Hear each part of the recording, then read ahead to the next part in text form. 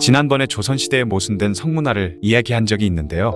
여성들에게는 엄격한 정절을 강조했던 반면 왕과 양반 남자들은 수많은 첩을 거느리면서 마음껏 성욕을 해소하고 다녔었죠. 이는 중세 유럽에서도 비슷했었습니다. 유럽 여러 국가에서는 여성을 재산으로 여겼으며 여성의 순결을 무엇보다 중요시했던 것이죠. 결혼 전 순결을 지키는 것을 강조했던 것만큼 만약 자이든 타이든 간에 순결을 잃은 여성들은 남자들에게 버려지게 되었습니다. 그렇게 버려진 여성들은 자신이 살던 동네 사람들에게도 손가락질 받고 욕을 먹기 시작했죠.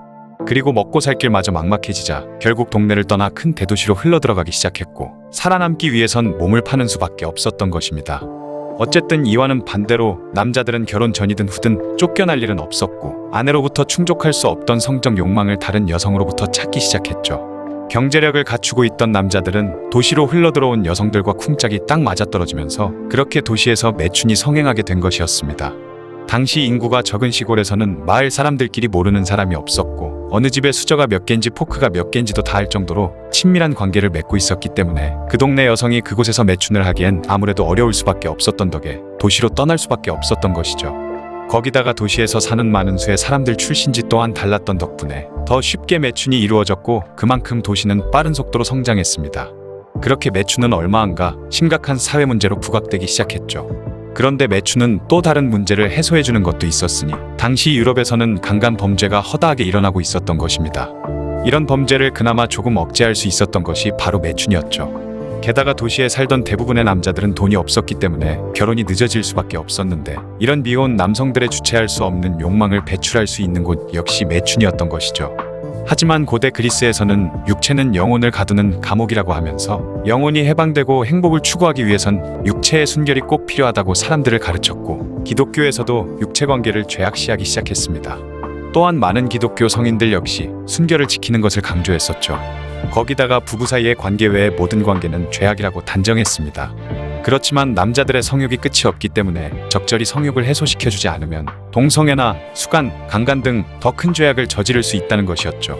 그러다 보니 매춘부라는 존재가 교회 입장에서는 없애버려야 할 존재이기도 한 동시에 사회의 안정을 위해 필요하기도 했던 것입니다. 그렇게 매춘부들은 반드시 필요하긴 하지만 천하고 더러운 존재라는 인식이 자리 잡았죠. 그러자 교회에서는 일정 구역에서만 매춘을 허가했고, 매춘부들은 특정한 옷차림을 하도록 해 일반인 여성들과 구분할 수 있게 만들었습니다. 그러나 시간이 흘러 11, 12세기에 접어들자 농업이 발전하면서 생산성이 높아졌고, 그에 따라 상업과 교역 등이 활발해지면서 도시의 규모가 점점 커졌으며, 이에 또다시 도시 내의 매춘이 문제가 되었죠. 그리고 왕의 권력이 강해지면서 교회와 함께 이 매춘 문제를 어떻게 해서든 해결하려는 움직임을 보이기 시작했습니다. 가장 손쉬운 방법은 매춘에 종사하는 매춘부들과 포주 등의 사람들을 도시 밖으로 추방해버리는 것이었는데요. 그리고 수많은 유곽들을 폐쇄해버렸던 것이죠. 하지만 추방된 사람들은 도시의 성문 밖과 성벽 주위에서 정부의 통제를 벗어나 무분별하고 난잡하게 유곽을 다시 열어 매춘을 이어나가는 역효과가 일어나기도 했습니다.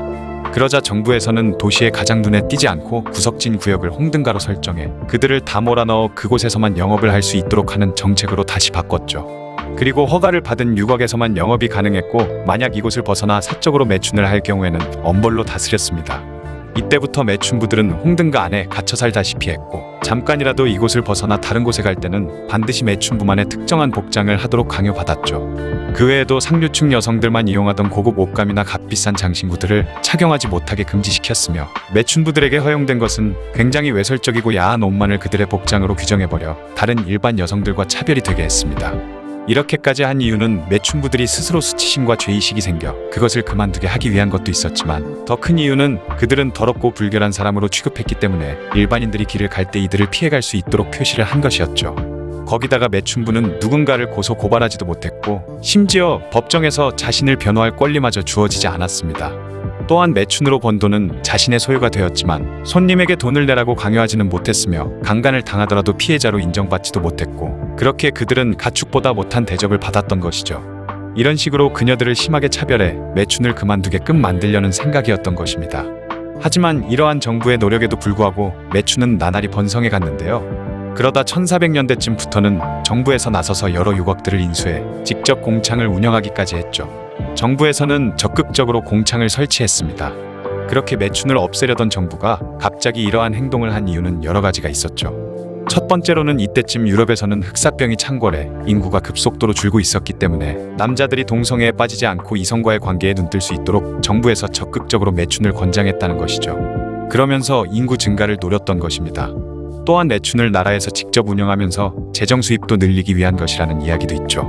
심지어 로마 교황청에서도 대대적으로 공창을 만들어 거기서 조달한 자금으로 오스만 제국과의 전쟁을 하는데 사용하기도 했다고 합니다. 공창제를 실시하면서 매춘을 일정한 수준에서 제한하고 자신들이 통제하면서 도시 내의 질서를 유지하기 위한 수단이었습니다.